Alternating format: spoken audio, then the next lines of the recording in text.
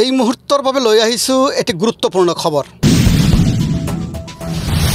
হালকচা আৰক্ষী চকীত অঘটন।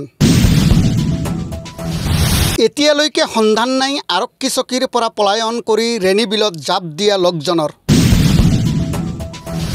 লোকজনৰ নাম ছফিউৰ ৰহমান বুলি জানিব পৰা গৈছে।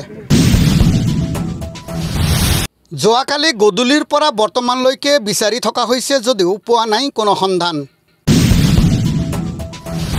ওৰে নিশা বিলৰ পাৰত পহৰা দি থকাৰ পিছত ঘটনাস্থলীত উচ্চ পদস্থ বিষয়াৰ লগতে বিলেখিপাৰা মহকুমা আৰক্ষী বিষয়াৰ উপস্থিতিত স্থানীয় ৰাইজৰ সহযোগত SDRF বাহিনীয়ে চলায় অভিযান।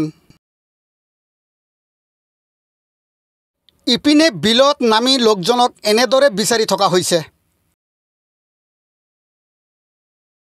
পলাতক লোকজন পানীত জাপ মাৰি বিলৰ কস্তুৰী পানাৰ মাজেৰে ক'ৰবাত লুকাই আত্মগোপন কৰি আছে নে আন কিবা হ'ল সেয়া জানিব পৰা হোৱা নাই।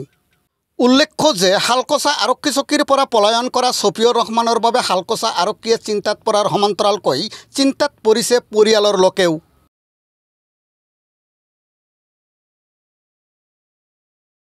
লোকজন বাচি থাকি পুলিচৰ ভয়ত আত্মগোপন কৰি আছে নে পানীত ডুবি মৰিল সেয়া এতিয়াও সন্দেহৰ আৱৰ্তত।